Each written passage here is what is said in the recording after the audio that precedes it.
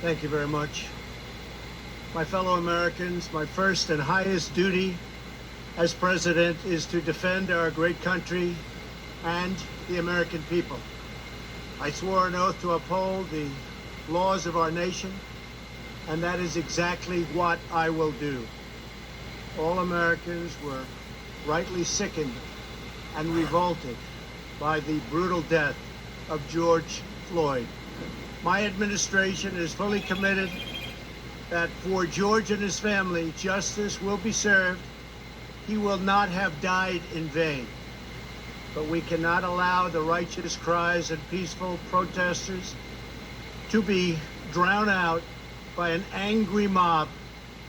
The biggest victims of the rioting are peace-loving citizens in our poorest communities.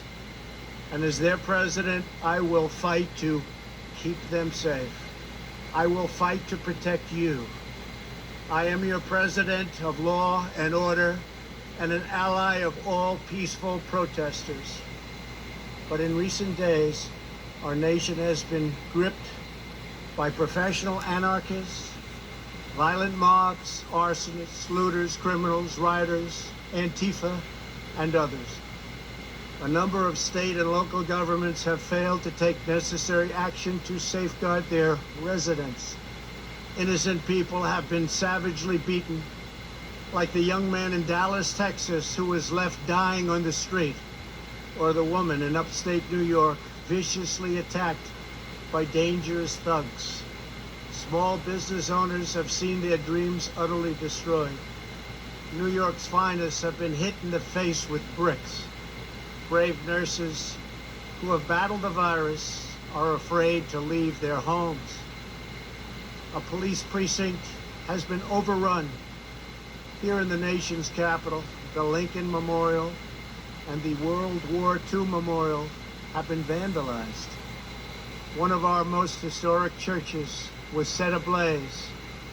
A federal officer in California, an African-American enforcement hero, was shot and killed. These are not acts of peaceful protest. These are acts of domestic terror. The destruction of innocent life and the spilling of innocent blood is an offense to humanity and a crime against God. America needs creation, not destruction. Cooperation, not contempt. Security, not anarchy. Healing, not hatred. Justice, not chaos. This is our mission, and we will succeed. 100%, we will succeed. Our country always wins. That is why I am taking immediate presidential action to stop the violence and restore security and safety in America. I am mobilizing all available federal resources, civilian and military, to stop the rioting and looting, to end the destruction and arson, and to protect the rights of law-abiding Americans, including your Second Amendment rights. Therefore, the following measures are going into effect immediately. First, we are ending the riots and lawlessness that has spread throughout our country. We will end it now. Today, I have strongly recommended to every governor to deploy the National Guard in sufficient numbers that we dominate the streets. Mayors and governors must establish an overwhelming law enforcement presence until the violence has been quelled. If a city or state refuses to take the actions that are necessary to defend the life and property of their residents, then I will deploy the United States military and quickly solve the problem for them. I am also taking swift and decisive action to protect our great capital, Washington, D.C. What happened in this city last night was a total disgrace. As we speak, I am dispatching thousands and thousands of heavily armed soldiers, military personnel, and law enforcement officers to stop the rioting, looting, vandalism, assaults, and the wanton destruction of property. We are putting everybody on warning. Our 7 o'clock curfew will be strictly enforced. Those who threaten innocent life and property will be arrested, detained, and prosecuted to the fullest extent of the law. I want the organizers of this terror to be on notice that you will face severe criminal penalties and lengthy sentences in jail.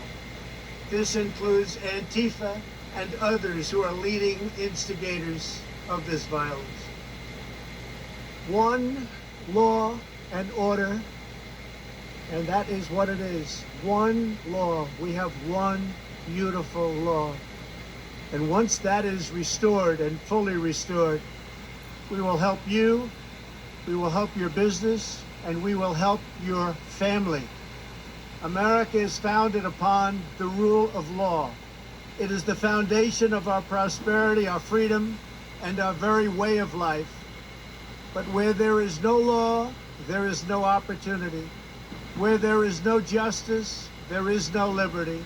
Where there is no safety, there is no future. We must never give in to anger or hatred.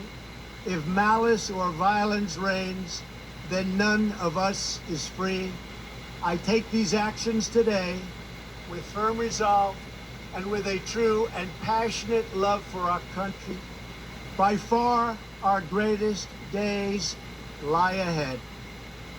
Thank you very much. And now I'm going to pay my respects to a very, very special place. Thank you very much.